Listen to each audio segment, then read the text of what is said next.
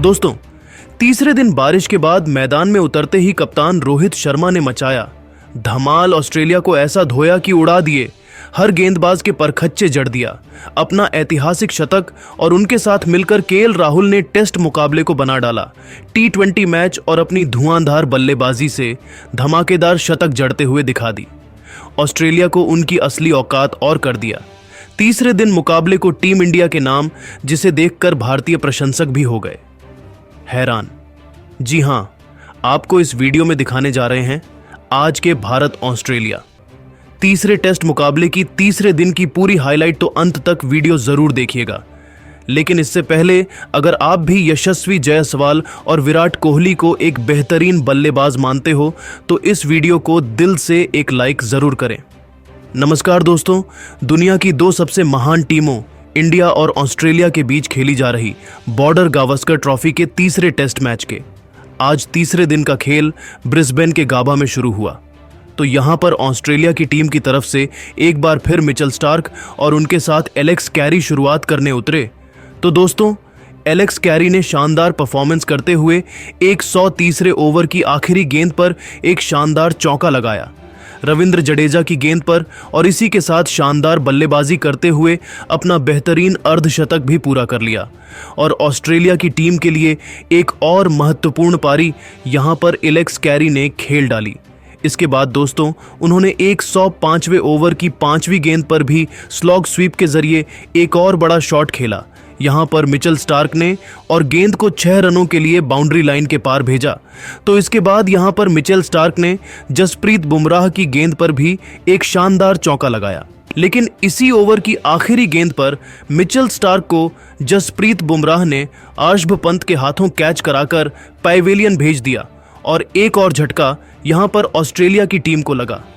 Mitchell Starc अच्छी बल्लेबाजी कर रहे थे, लेकिन 18 रन बनाकर वह पैवेलियन लौट गए। इसके बाद एलेक्स कैरी ने 108वें ओवर की दूसरी गेंद पर एक बड़ा शॉट खेला और आकाशदीप की गेंद को 6 रनों के लिए बाउंड्री लाइन के पार भेज दिया।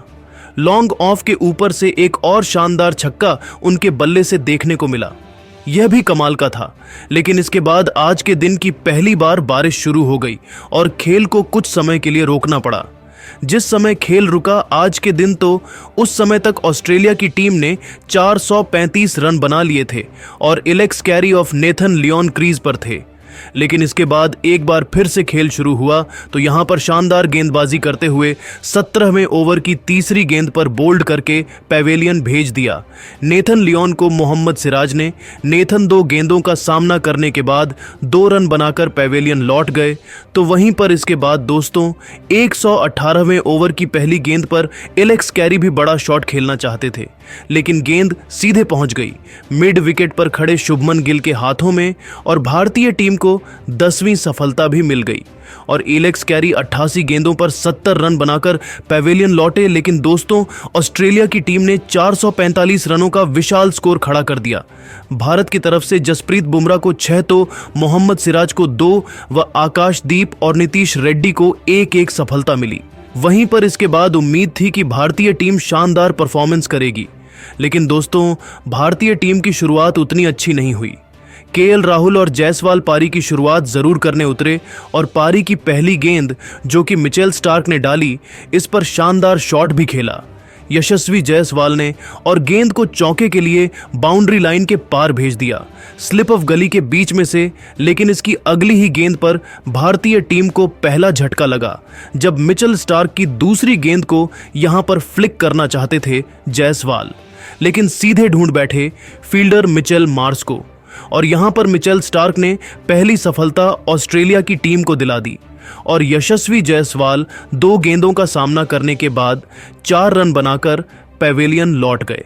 वहीं पर इसके बाद दोस्तों तीसरे ओवर की पहली गेंद पर मिचेल स्टार्क ने शुभमन गिल को भी चलता किया और यहां पर एक बार फिर से मिचेल मार्श ने बेहतरीन कैच पकड़ा। गली पर हवा में डाइव लगाते हुए एक शानदार कैच पकड़ते हुए समाप्त की शुभमन गिल की पारी। उन्होंने 3 गेंदों पर 1 रन बनाया। उसके बाद छठे ओवर की तीसरी गेंद पर जॉश हेजलवुड की गेंद को केएल राहुल ने शानदार तरीके से चौके के लिए बाउंड्री लाइन के पार भेजकर अपनी पारी का पहला चौका लगाया और ये एक ब्यूटीफुल ड्राइव उनके बल्ले से देखने को मिली। तो वहीं पर इसी ओवर की 5वीं गेंद पर भी उन्होंने एक बार फिर से शानदार शॉट खेला, लेकिन इस बार यहां पर मिचेल मार्श के गेंद हाथ में नहीं आई और उनके ऊपर से गेंद सीधे बाउंड्री लाइन के पार चली गई और एक और चौका यहां पर भारतीय टीम को मिल गया। वहीं पर इसके बाद दोस्तों 8वें ओवर की दूसरी गेंद पर विराट कोहली बाहर जाती हुई गेंद से एक बार फिर छेड़छाड़ कर बैठे और उनके बल्ले का बारी किनारा लगकर गेंद सीधे पहुंच गई एलेक्स कैरी के हाथों में और विराट के रूप में टीम इंडिया को विराट झटका लगा। यहां पर कोहली की बात करें तो एक बार फिर से सभी को निराश करते हुए 16 गेंदों का सामना करने के बाद 3 रन बनाकर वह पैवेलियन लौट गए।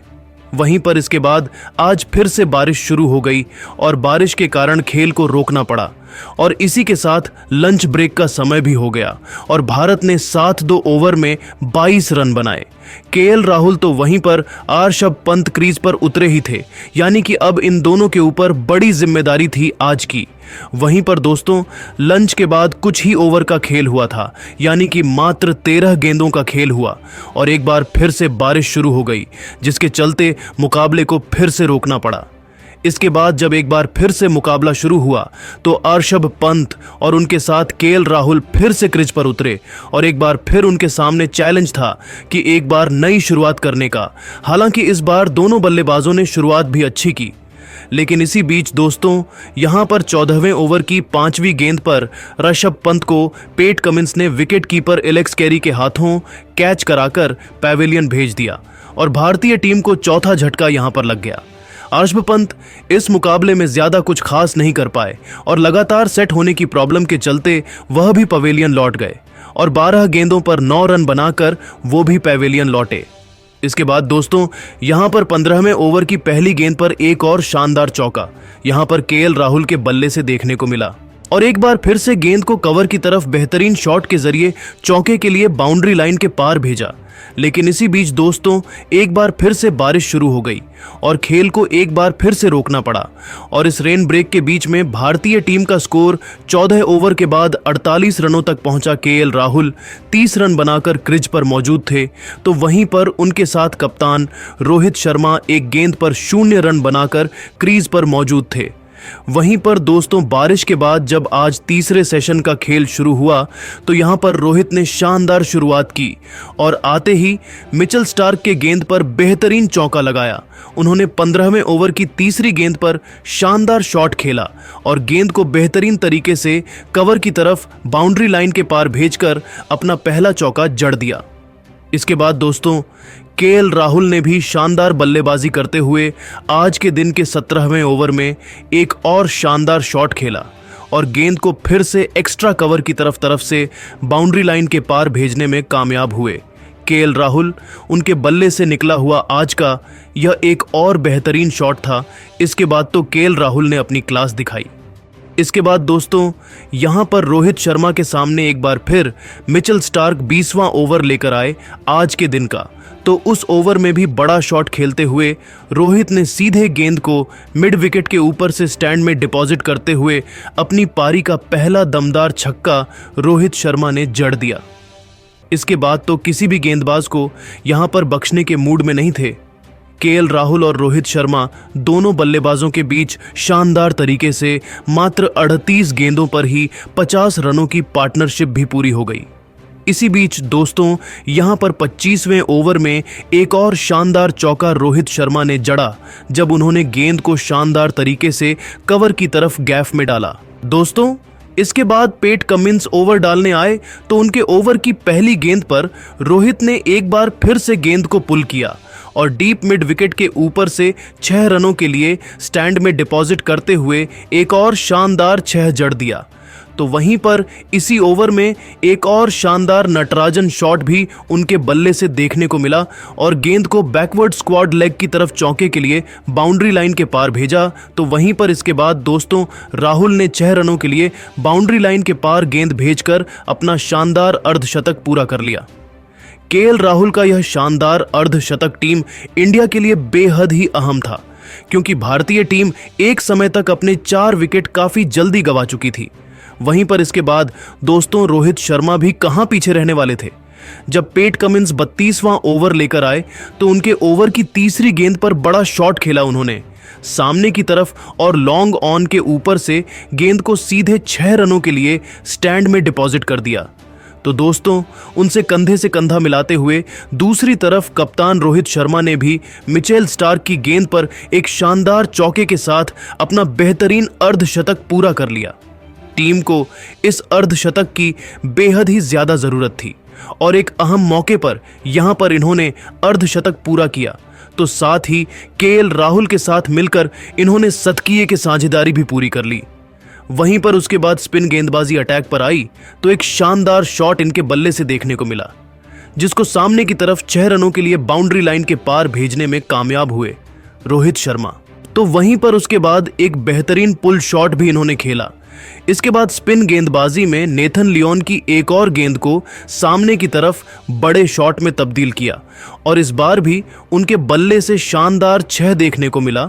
तो वहीं पर इसके बाद दोस्तों रोहित ने एक बार फिर से बेहतरीन कवर ड्राइव दिखाई और गेंद को कट के जरिए बाउंड्री लाइन के पार भेजने में कामयाब हुए। इसके बाद दोस्तों यहां पर केएल राहुल ने आज के दिन के 43वें ओवर में एक और शानदार चौका जड़ा और गेंद को बाउंड्री लाइन के पार भेजने में वह कामयाब हुए। लेकिन इस चौके के साथ ही दोस्तों एक बार फिर से मैदान पर बारिश शुरू हो गई और आज के दिन के खेल को एक बार फिर से रोकना पड़ा और इसके बाद मुकाबला शुरू नहीं हुआ। लेकिन रोहित और राहुल की शतकीय साझेदारी ने भारतीय टीम के स्कोर को 138 रनों तक पहुंचा दिया। दोनों बल्लेबाज शानदार बल्लेबाजी कर रहे थे, लेकिन आज के दिन का खेल का स्टम्प्स हो गया। और दोस्तों जिस तरीके से यह दोनों खिलाड़ी बैटिंग कर रहे थे, टीम इंडिया मैच में वापस आती हुई दिख रही थी। और अब चौथे दिन देखना काफी दिलचस्प होने वाला है कि यह दोनों खिलाड़ी बारी बारी शतक मारकर क्या टीम इंडिया को लीड दिला पाएंगे या फिर नहीं। लेकिन अब आपको क्या लगता है कि टीम इंडिया अभी भी यह तीसरा टेस्ट मैच जीत पाएगी या फिर नहीं?